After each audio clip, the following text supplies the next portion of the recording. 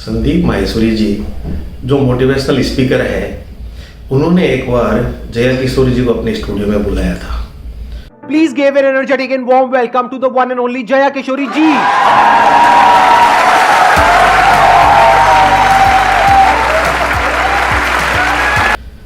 वो पूरा वीडियो मैंने देखा था और मैंने लोगों को भी बोला था देखने के लिए, पर वो वीडियो काफ़ी बड़ा था तो लोगों ने कहा यार बहुत बड़ा है ये तो मैंने कहा चलो इसको थोड़ा छोटा करते हैं और जो खास खास बातें हैं वो मैं आपके साथ शेयर करता हूँ। नमस्कार दोस्तों, मेरा नाम सुरेश लोहिया है। मेरे इस मोटिवेशनल चैनल में आपका स्वागत है और आज का सब्जेक्ट है स्पिरिचुअल। संदीप माहेश्वरी जी के स्टूडियो में ज़्यादातर यंग जनरेशन आती है सुनने के लिए, पूछने के लिए, बात करने के लिए, समझने के लिए। तो जया किशोरी जी जब आए तो यंग जनरेशन ने, यंग लोगों ने उनसे कई सवाल किए, जिनमें से मैं खास जो सवाल है उनके जवाब है वो मैं आपको बताना चाहता हूँ।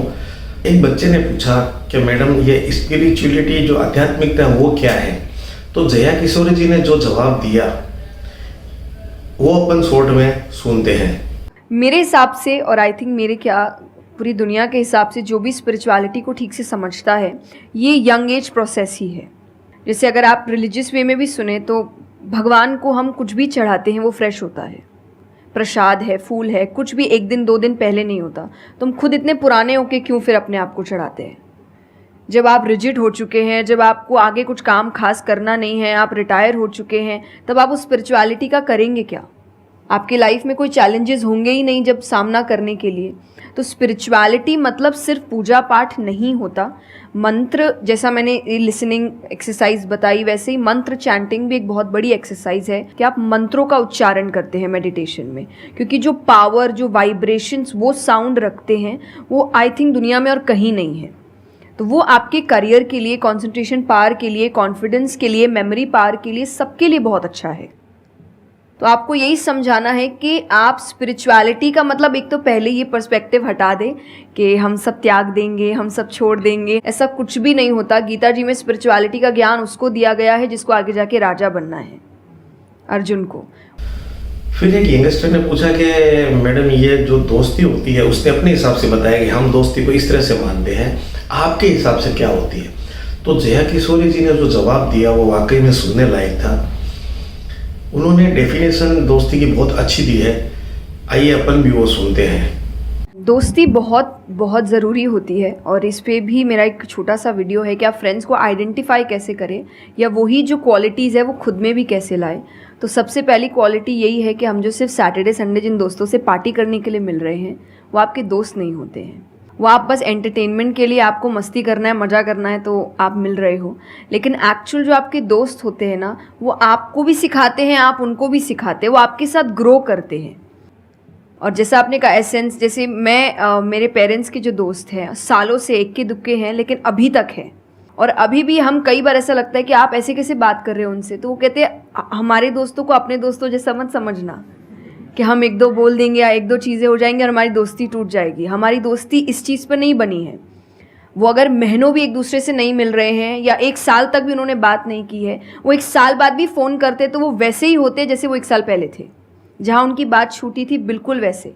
तो सबसे पहली चीज़ कि यही कि ज़रूरी नहीं है आपको अपने दोस्तों से हर एक इंटरवल में मिलना है तभी आपकी दोस्ती कायम रह सकती है, क्योंकि अब लोग आगे बढ़ रहे हैं, बिज़ी हो रहे हैं, काम कर रहे हैं, दूसरे शहरों में पढ़ने जा रहे हैं। अगर आपकी दोस्ती सिर्फ मिलने मिलाने से और मस्ती करने से, तो वो दोस्ती नहीं है।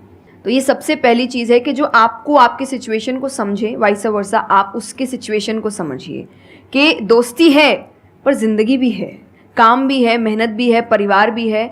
सबसे बड़ी तपस्या, सबसे बड़ा तप मैं कहती हूँ गृहस्थ जीवन ही है। Thank you for the complement.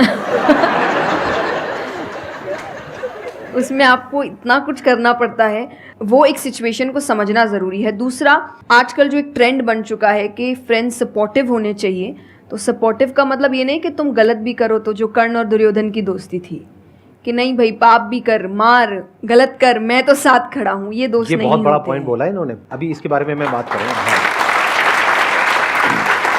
तो ये दोस्त नहीं होते हैं। दोस्त आपको आपके पास खड़े रहेंगे सपोर्ट में, लेकिन ये हर वक्त बताएंगे कि तुम गलत हो, तुम गलत कर रहे हो, इसकी सज़ा मिलेगी। तो ये सच्चे दोस्त होते हैं। तो आप या तो कहते हैं ना कि कृष्ण जैसे दोस्त बनो, खुद ही बनो। बात यहीं आती है, कृष्ण जैसे ढूंढने से पहले कृष्ण जैसे दोस्त बनो, कि जो हर वक्त बताने। कृष्ण कभी अलग नहीं हुए अर्जुन से। जब वो कहने लगा कि मैं नहीं लड़ सकता, ये नहीं, उन्होंने उस वक्त बहुत डांटा कि क्षत्रिय है, ये तरीका है बात करने का, ऐसे बोलते हैं, तो इतना बड़ा महाबाहु है, बड़े बड़े नाम बताए, याद दिलाया कि तुम कितने अच्छे हो। तो सबसे बड़ा दोस्त का आई थिंक क्वालिटी यही है, जो सपोर्टिव है लेकिन गलत चीज़ों में नहीं है, वो हर वक्त सही के लिए आपके पास खड़े हैं। और तीसरा जो मैं सबसे अच्छा कहती हूँ कि आपकी और उनकी मेंटालिटी मैच होनी चाहिए। आपको ये समझना है कि अगर मेंटालिटी एक नहीं होगी तो भले ही आप अपने पेरेंट्स को कितना ही कह ले कि हम कुछ नहीं करेंगे, अरे हम तो सिर्फ घूम रहे हैं, अरे हम वैसा कुछ नहीं करेंगे, करोगे, एक ना एक दिन ज़रूर करोगे, क्योंकि ये ह्यूमन नेचर है। आप जिसके साथ ज़्यादा समय बिताते हो, धीरे धीरे उसकी क्वालिटीज़ कुछ आपके अंदर आती है। तो ज़रूरी है कि वो बिहेवियर, वो पैटर्न, वो मेंटालिटी, वो माइंडसेट मैच होनी चाहिए दोनों की, तभी आप एक साथ ग्रो कर सकते हैं। वरना वही सैटरडे संडे मिलना और ज़िंदगी ख़राब करना, यही हो पाएगा बस। Excellent point. फिर एक ने पूछा कि ये भक्ति क्या है, तो उन्होंने पूरा डिटेल से भक्ति के बारे में समझाया। आप भी सुनेंगे, आपको भी बहुत अच्छा लगेगा भक्ति के बारे में जान करके। तो चलिए आइए अपन सुनते हैं भक्ति क्या होती है। तो भक्ति का अर्थ यही होता है कि पहला निष्काम होता है, क्या फ़ायदा मत ढूंढिए कि मेरा काम नहीं हुआ तो भगवान है ही नहीं। भाई भगवान कहाँ है, भगवान होते तो ऐसा होता क्या, वो तो इंसान है इसीलिए ऐसे हो रहे काम।